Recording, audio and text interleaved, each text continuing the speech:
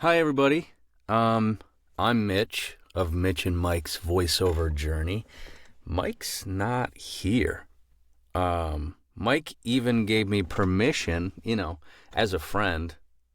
It's funny to call it permission to do a solo podcast. I'm pretty nervous about it. If you know me, I have a lot of trouble staying on topic or not having dead air or not going on some weird rant where I start talking about weird shit. But we're going to try this out. First, before I get into the rigmarole, I have an outline here, but we're going to see how that goes because I don't want it to sound scripted per se. You see, there's some people out there I know who do amazing solo podcasts. Stitch Mainville, Mark Scott, Theo Vaughn, who I know personally. No, I don't. The first two I do know. Anyway, those guys are great. But I find myself I'm already rambling, and I'm just started. Anyway, I wanted to say thank you to a few people before I get rolling here because it's kind of like a VO thank you, right? Mike, I'm sure you're going to listen to at least the first part of this. Thanks for being my buddy on here. Thanks for letting me do this by myself. I really hope you do this. It's nerve-wracking right now. I don't know if I'm blushing because I'm not looking at myself, but this is wild. Thank you for listening. Anyone who's listening or anyone who even asks me about the podcast, how's your podcast doing? It's pretty wild that we've been doing it this long. I wonder sometimes what makes me the guy. On the way down here, I figured out what it was. What makes me the guy that should be doing podcasts is that I'm actually doing it. That's all it takes to do a podcast, you guys. Just do it. So if you're wondering about starting a podcast, go for it. Give it a shot. It's actually pretty fun, and you make a lot of friends if you have people come on. Thanks to the people who came on the show. It's insane who we got to come chat with us and laugh with us and tell us all this juicy information about not only their lives, but they have some actually good advice for us, which is pretty wild. And playing at the end is always great. Not everyone wants to, and I understand. I totally understand. Again, I'm going to keep saying this. This is really weird talking by myself. But my family and friends also deserve. There's the most supportive people. I've met some voice actors. I've met a lot of artists out there whose parents and friends and family, and of course I have some of those people too in my life who are like, what are you doing? I haven't even heard you use your voice or whatever. And that stinks. And I've heard those people my whole life. And I finally stopped listening to the naysayers and just decided to go for it. So I have to thank even the people who were kind of questioning at first. I have to thank everybody, all my loved ones, for helping me out. And of course, Nicole, who's definitely not going to listen to this episode. I want to thank her because there's no way I would be a voice actor and still, I'm not going to lie to you guys, a struggling voice actor. And in the sense that, I'm not where I expected to be. But we'll get there. Just someone who, we're not going on big vacations anytime soon, if you know what I mean. So yeah, thank you everybody. Nicole especially, because she's my wife, and again, she won't listen to this. Why am I doing this? You're wondering. Why are you by yourself? Why isn't Mike here asking you questions? Well, when Mike's not here, I can fucking swear way more, and I don't get this Mike look where he's like, why are you swearing, bro? And that's fun. I love to swear, and right now it doesn't feel natural. That was a unnatural fuck I gave you. And I don't think a lot of people really know where I'm going or I landed on this journey. sometimes I don't know where I'm going, even though I have goals and such.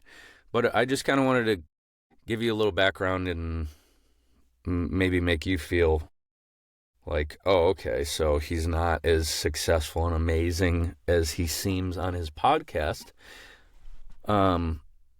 Yeah.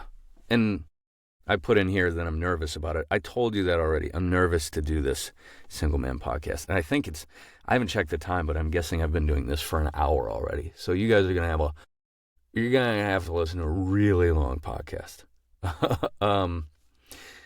Yeah, it's time for people maybe who don't get to chat with me and who are interested to hear, about me.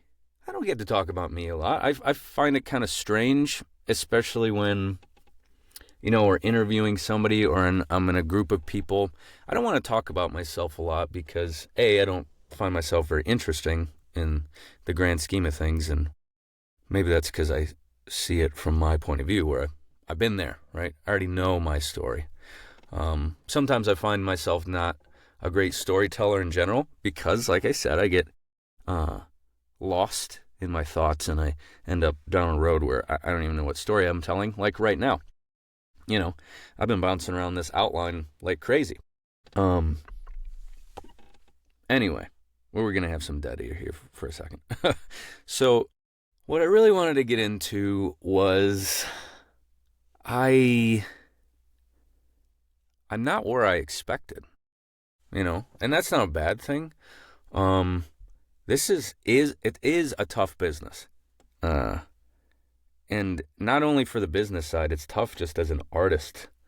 'Cause you're a sculptor, painter, or whatever, you can just put those things away. And I guess I could record by myself and never show anyone anything. That doesn't sound very fun, actually. I've always been the one to show my art off. But this, even if it's not good, this is tough. And I put so many unrealistic expectations on myself. When I first started, I thought I'd be, making money in a year, like pretty good money. And then when I knew that wasn't going to happen after I was training for a while and hadn't even, gotten an unpaid job. And then when I started my full-time quote-unquote career where I quit a job that was doing very well for me financially and mentally to do this where it's like a roller coaster of emotion, whereas I haven't quite figured out a way to level out, and I'm getting there. But I think money would help me get there a little bit. I lost it. I lost the thought. Anyway, yeah, unrealistic expectations. I'm in a place. That's all I can tell you as a person who is doing this as a career and also a greenhouse laborer as a career. I'm doing this thing. That's about the best I got for you. I have trouble with some of the more businessy parts. And when I first hit the ground running, I was direct marketing, I was doing this, I was getting, reaching out to every agent, and I think I was doing some of these things wrong. And even when I felt like I was doing it right, direct marketing it never got me anywhere. I got on one roster so far that made me some money, and I don't think that's where my value is, and I don't think that's how people see, I've never been able to send in a resume or my job application and people go, hi, he seems like a pretty cool guy, until kind of recently. That only happened to me once. I think people need to meet me and talk to me and see, like, I'm odd and normal-ish. Okay. No one's ever called me normal. But, yeah, I think that's how I make my way in this place. And I think it's going to be more getting into the thick of things. Wow. So far, 2-hour podcast, I bet. So you guys are in for the long haul if you listen this far. Yeah, I keep having to reassess and go like,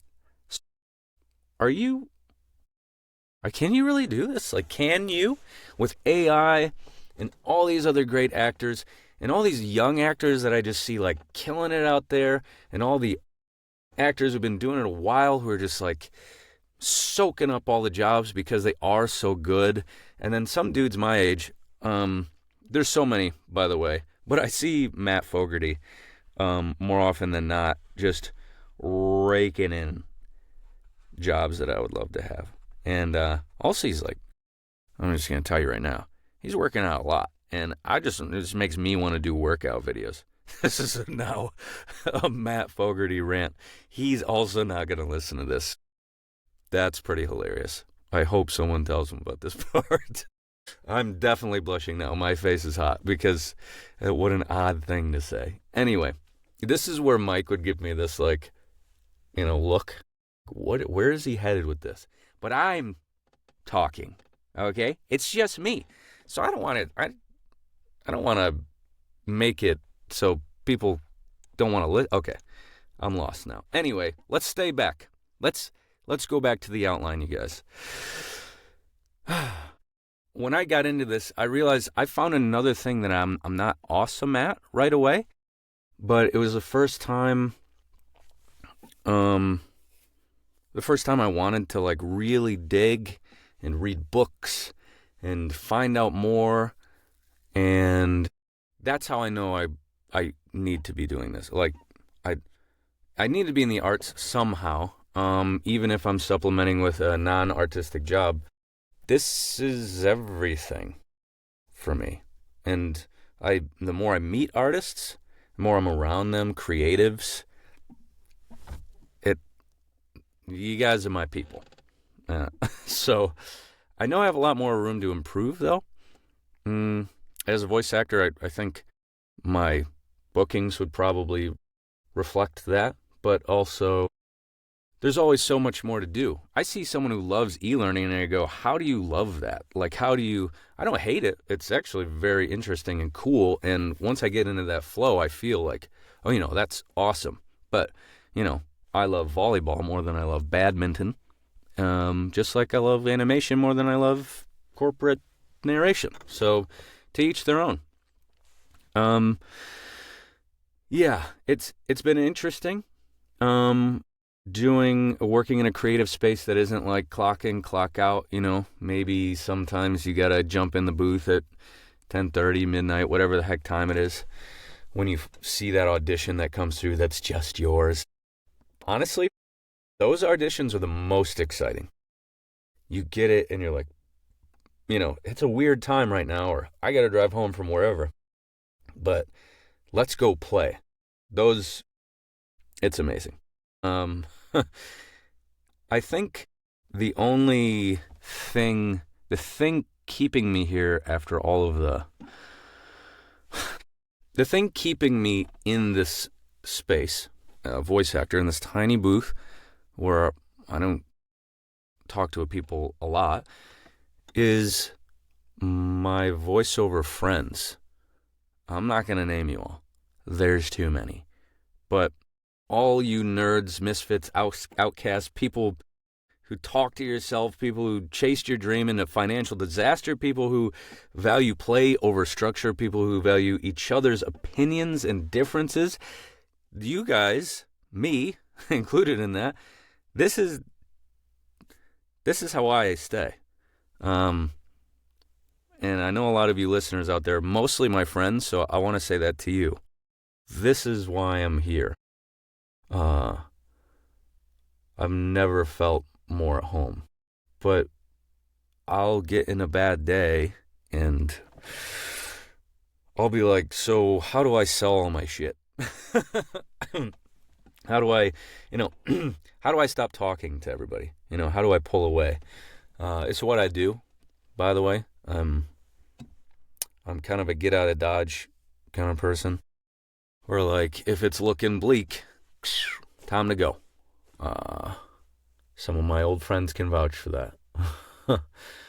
But I always come back to one answer. This is the only thing I want to do right now.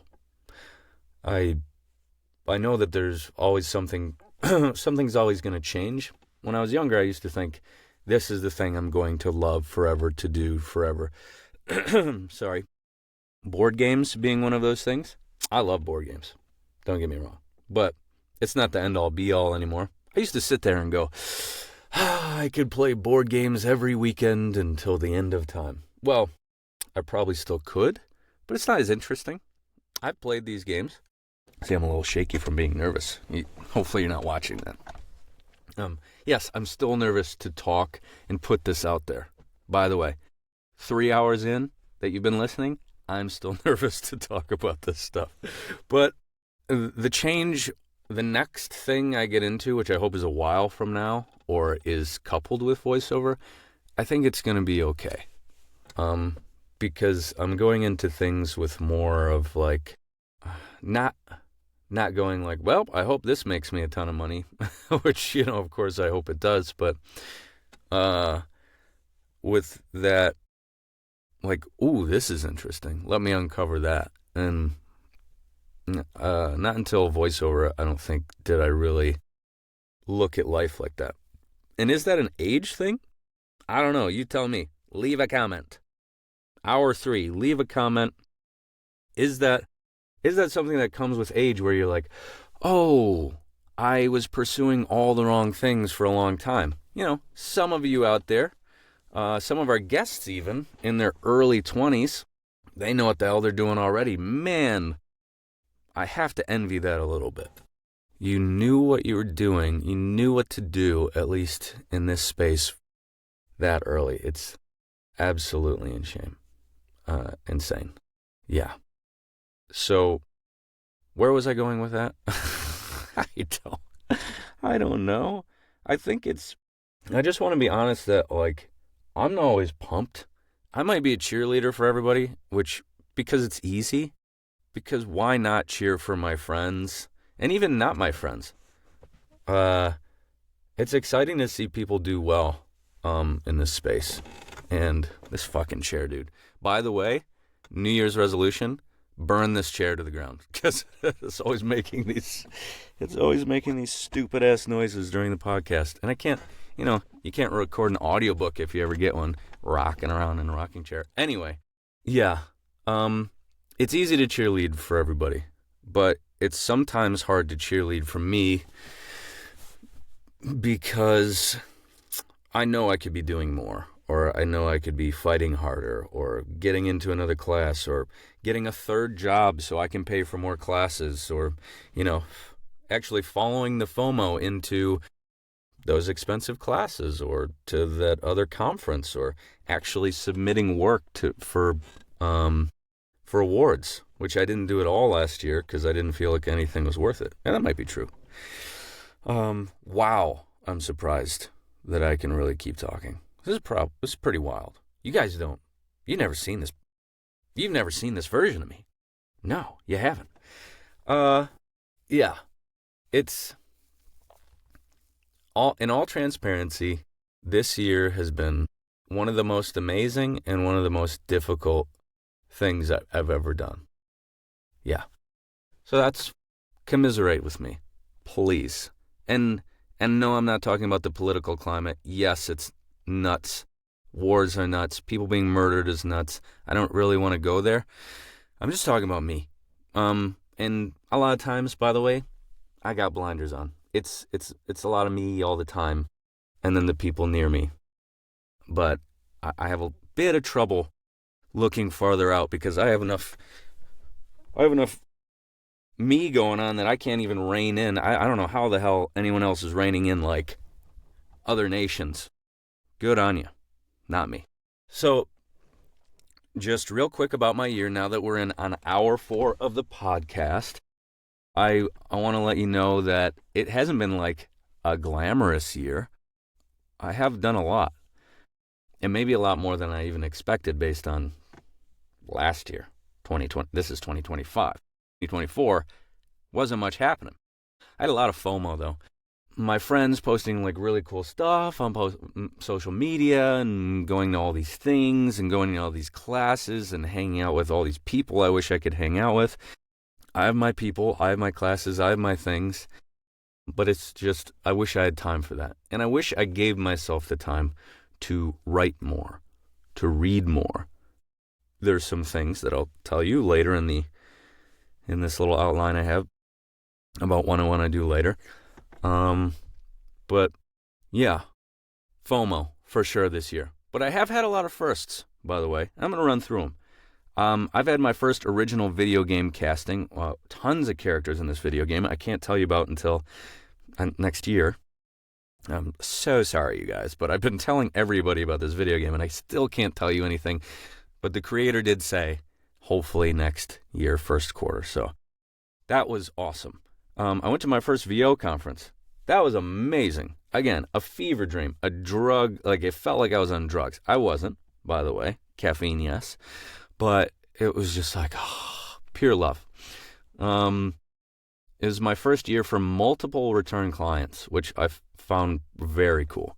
Like, they're coming back. That means good stuff. Not even a downside, but Mitch and Mike's VO journey had their first hater in a comment on Facebook. I don't know if any of you saw that.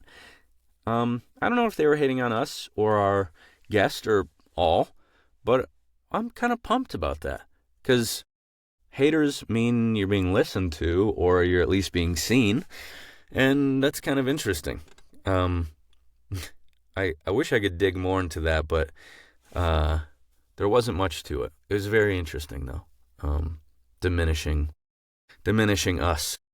Wow, us on the VO journey. Us who, have only been doing this a few years or have only been doing it part-time or whatever. Yeah, diminish the little guy. Cool, man. Anyway, this is my first year in profit.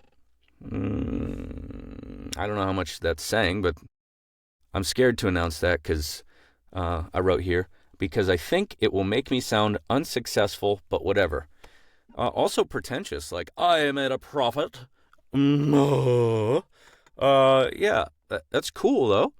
After a while, I wasn't sure if that was going to happen. You know what helped me a little? I had to cut back on some stuff, like classes. By the way, classes are fucking expensive. I know why. They change me sometimes. They change me internally sometimes. That's how important they are. But I couldn't take them. But that means I had more time to audition, more energy to do those things, to feel confident. And for me, that worked. That was awesome. It was my first time in Iceland. Yeah, that was amazing. 10-year anniversary. Just, by the way, everyone should go to Iceland. It's a gorgeous place. And I've had another sort of downside, my first rocky client interaction. It was a learning experience. It was really hard on me. I don't want to go too deep into it, but I did tell some people about it. I had to, when you go through something and you're not talking to people to complain, but you're trying to figure out if you're in the wrong, so next time either you can come to that, oh my gosh, you can come to a conclusion of, oh, I need to fix what I'm doing so I can, get better. Or I'm in the right here and I feel like I need to push back. Well, I'm not going to tell you which one this was, but it was a very interesting learning experience because not everyone communicates properly, or you don't always land in the same place mentally with a client or with anybody. So, man, that's the most vague thing. But I really don't want to blast anybody because it could have just been a bad pairing, right? Who knows? They're really nice people, for what it's worth. So yeah, I hope I'm not hitting you guys with a bunch of ahs and ums. I personally try to leave silence instead of that, and I think that's, for some people, just as tough to hear. You hear that silence? Yeah, that's tough.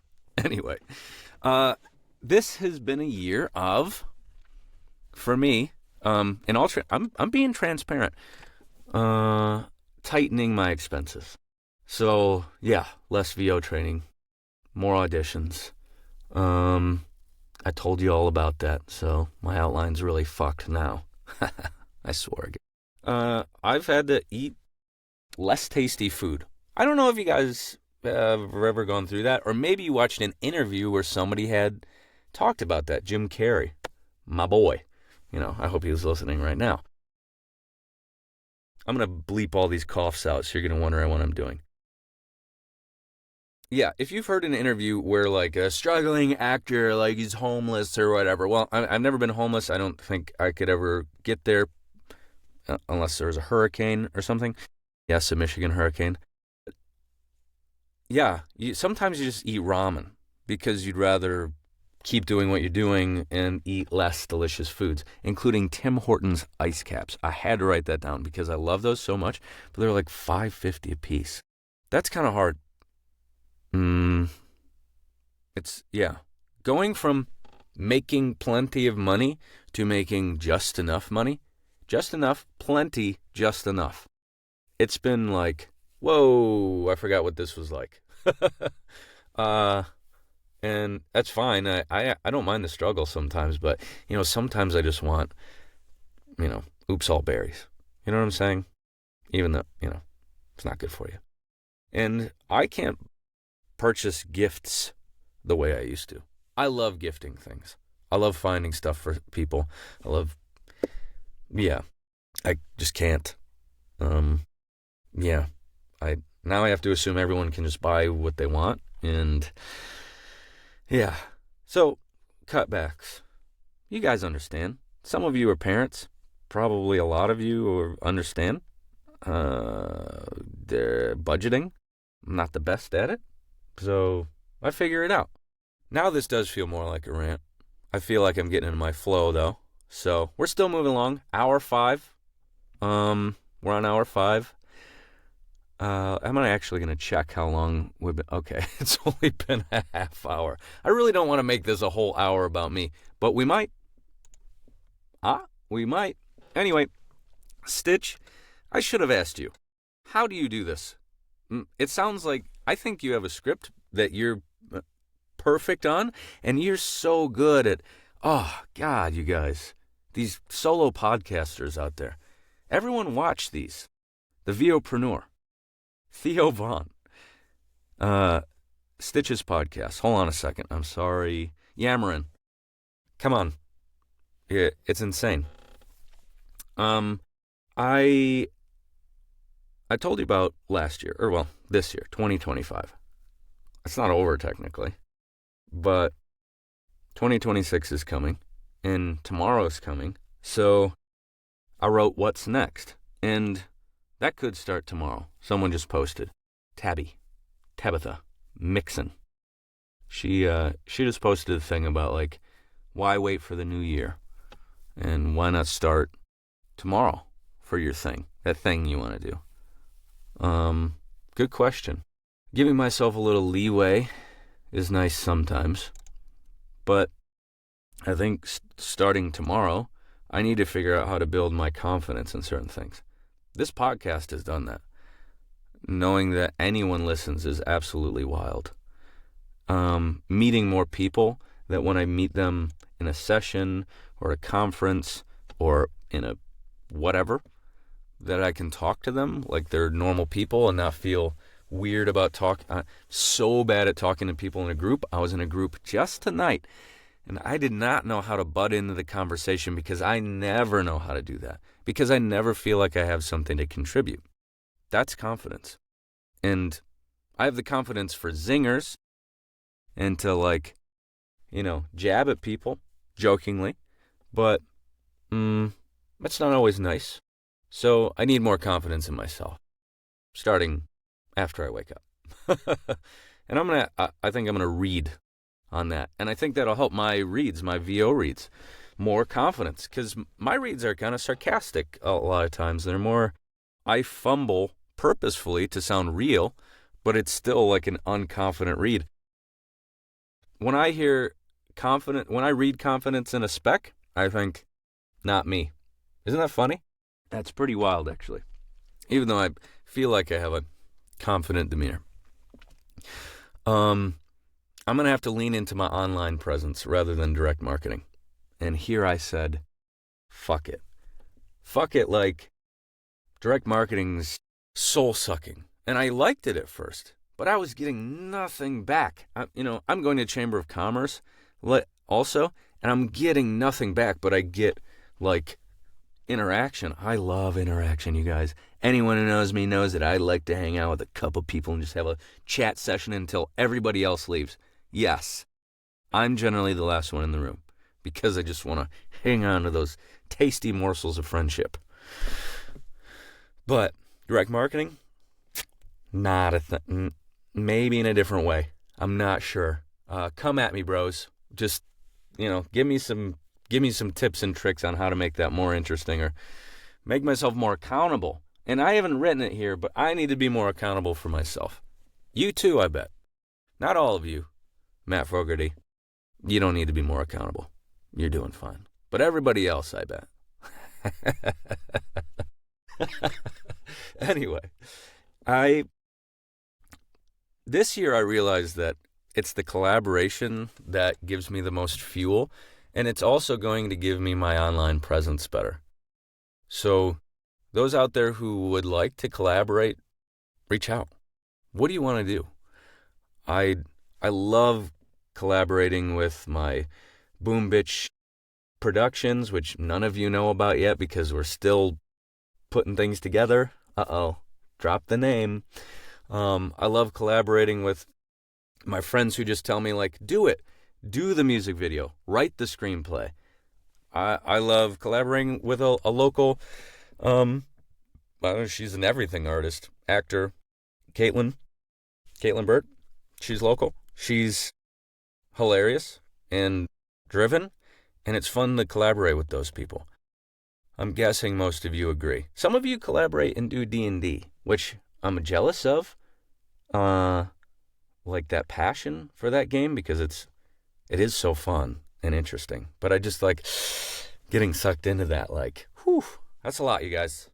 Maybe next year. It's not in the what's next column here. I'll give it a maybe. I'm not here to be alone.